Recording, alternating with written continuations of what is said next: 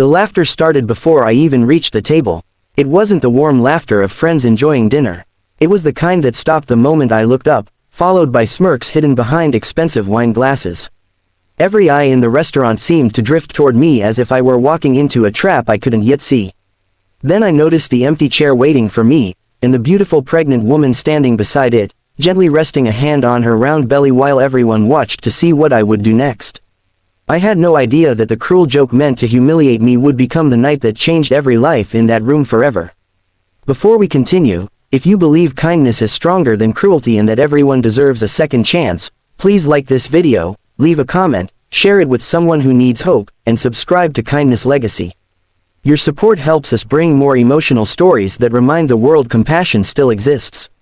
My name is Adrian Mercer, and at 33 years old I had become the office's favorite target. I wasn't rich, flashy, or loud. I worked as a senior systems analyst, arrived early every morning, stayed late when deadlines demanded it, and spent most weekends helping my widowed mother keep her small bookstore alive. While everyone else competed for promotions through office politics, I simply believed hard work would eventually speak for itself. Unfortunately, in some places, kindness is mistaken for weakness. The annual company networking dinner was held at one of the city's most luxurious restaurants on a bright spring afternoon. Sunlight poured through the enormous glass windows, making the marble floors shine while servers moved gracefully between elegantly dressed guests. Everyone seemed relaxed except me. I had almost skipped the event, but my manager insisted attendance was important for career growth. When I arrived, several coworkers greeted me with unusually cheerful smiles. Looking back, I should have recognized that something wasn't right. People who usually ignored me suddenly wanted to shake my hand and point me toward a special table reserved just for me. They claimed they had arranged a surprise blind date because they were tired of seeing me single. Embarrassed but trying to be polite, I walked toward the table. Standing beside it was Marina Holloway, wearing a graceful blue dress beneath a cream-colored coat. Her pregnancy was impossible to miss, yet her gentle smile somehow carried more sadness than joy. She looked just as confused as I felt. The room became strangely quiet. Then someone whispered loudly enough for everyone to hear that they had finally found the perfect woman for Adrian because nobody else would ever choose him. A few people laughed. Someone joked that at least I wouldn't have to worry about waiting to become a father. Another suggested I should thank them because they had saved me months of dating. The laughter spread across the room. I felt my face burn with humiliation. For a brief moment, I considered walking away. Every instinct told me to escape before things became even more painful. Then I looked at Marina. She wasn't laughing. Her eyes were lowered toward the floor as though she had already endured far too many moments exactly like this one. She wasn't part of the joke. She was another victim. Instead of leaving, I slowly pulled out her chair and invited her to sit first. The laughter immediately faded. I thanked the waiter, ordered lunch for both of us, and asked Marina if she was comfortable. She looked genuinely surprised. During the first few minutes, neither of us spoke much. Outside, the afternoon sunlight reflected across the gardens surrounding the restaurant while birds landed near the fountains. It should have been a beautiful day, yet sadness surrounded our table like invisible rain. Eventually Marina smiled softly. She admitted she had been invited by a woman she barely knew, who promised to introduce her to kind people and possible job opportunities after months of unemployment. She hadn't realized she had been brought there simply to become the center of someone else's entertainment. Her husband had died 8 months earlier in a construction accident just weeks after learning they were expecting their first child. Overnight she had lost her partner, her financial security, and most of the people she believed were friends. Pregnancy only made finding work more difficult. Employers smiled politely before choosing someone else. The only thing she refused to lose was hope.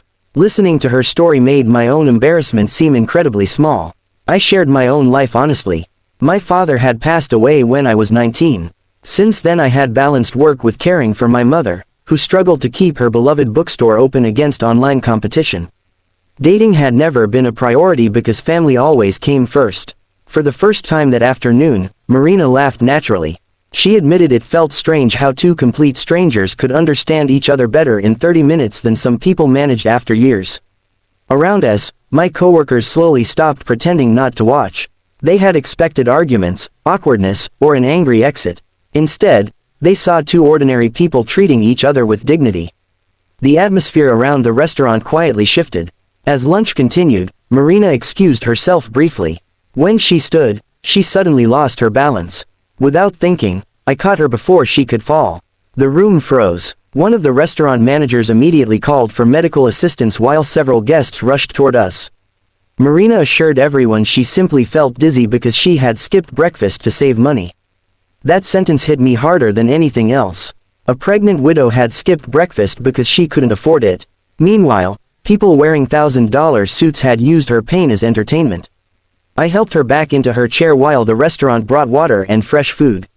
No one laughed anymore. The silence felt heavy. Then something unexpected happened. The elderly owner of the restaurant, who had quietly observed everything from another table, approached us.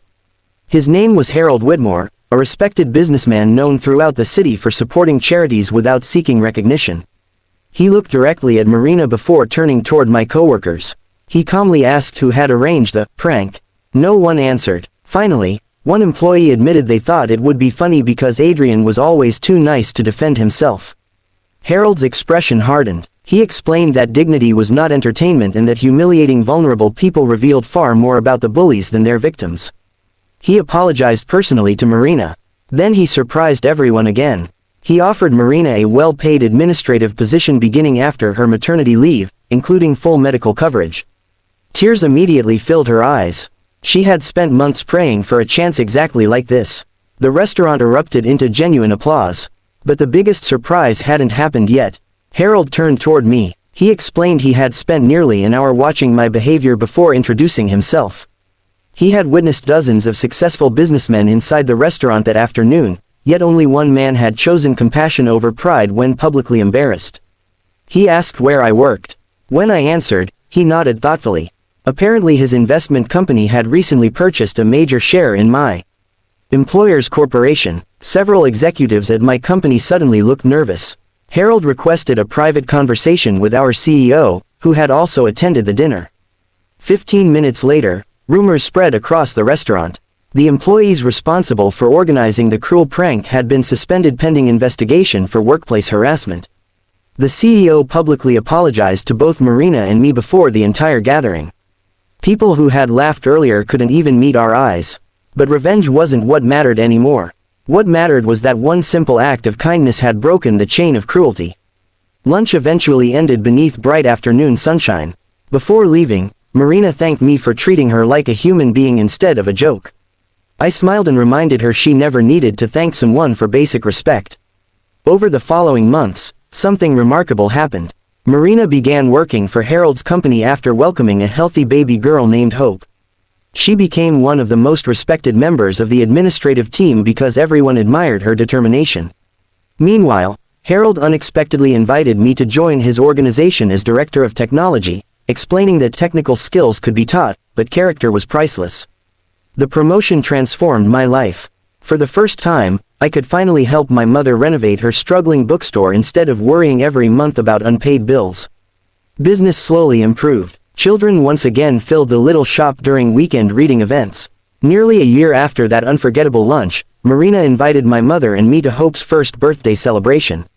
Watching the little girl laugh beneath colorful balloons reminded me how close her future had come to being overshadowed by cruelty. Instead, she had entered a world where strangers chose compassion. Life has a strange way of rewarding people who refuse to become bitter. The people who mocked us eventually disappeared from our lives, but the friendships built through kindness continued growing stronger every year. Sometimes I still think back to that afternoon. Had I stood up and walked away, everyone would have understood. Had I shouted in anger, nobody would have blamed me. But choosing compassion instead of pride changed everything. It gave a grieving mother hope. It restored faith in humanity for an elderly businessman. It opened doors I never imagined possible. Most importantly, it reminded me that every person carries battles invisible to everyone else. The easiest choice is often walking away. The hardest, and sometimes the most rewarding, is choosing kindness when the world expects anger. If this story touched your heart, please like this video, share it with your family and friends, leave your thoughts in the comments, and subscribe to Kindness Legacy. Every interaction helps us continue sharing stories that inspire compassion and hope. Speech balloon special request. Tell us in the comments, what would you have done if you were sitting in Adrian's place that afternoon? As I watched little Hope take her first unsteady steps across the bookstore floor months later, laughing while my mother clapped proudly beside her, I finally understood something my father used to say. A person's true character isn't revealed when life is easy. It appears in the quiet moments when nobody expects kindness, when walking away would be simpler, and when helping someone else costs you your pride. That afternoon began with laughter meant to humiliate two strangers. It ended by proving that compassion has a way of exposing cruelty, healing broken hearts, and changing destinies forever. And in the end, the people who tried to shame us weren't remembered for their jokes. They were remembered for the lesson they accidentally taught everyone watching. Kindness always has the final word.